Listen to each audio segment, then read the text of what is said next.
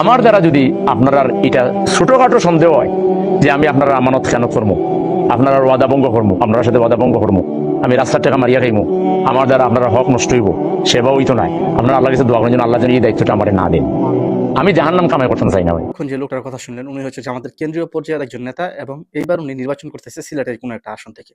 সুতরাং উনি হচ্ছে জামাতের একজন এমপি মনোনীত প্রার্থী এবং আপনারা যদি কম্পেয়ার করেন বিএনপি এবং অন্যান্য দলের এমপি মনোনীত প্রার্থীর সাথে বা জামাতের এই ধরনের মনোনীত প্রার্থীর সাথে তার কথাবার্তার ভিতরে শুনবেন কত পরিমাণ নমনীয়তা এবং সৃষ্টিকর্তার প্রতি যে তাদের ভয়, যে না বান্দার হক আমি মাইরা খাবো না। আর তাদের দায়িত্ব নেওয়ার ক্ষেত্রে আমি এক জিনিসই তারা দায়িত্ব নিতে অতটা আগ্রহী হয় না। কিন্তু কেন্দ্র তাদের উপর দায়িত্ব চাপাই দেয় যে আপনি এই দায়িত্বটা পালন করেন।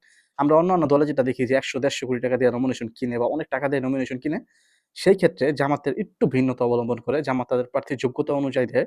জামাতের প্রতিটা প্রার্থীর ভিতর লক্ষ্য করবেন তারা শিক্ষিত হয়, মার্জিত হয় এবং তারা আধুনিক চিন্তাভাবনার মানুষ হয়। সুতরাং জামাত এদিকে থেকে ফার বেটার দ্যান আদার এমপি ক্যান্ডিডেটস।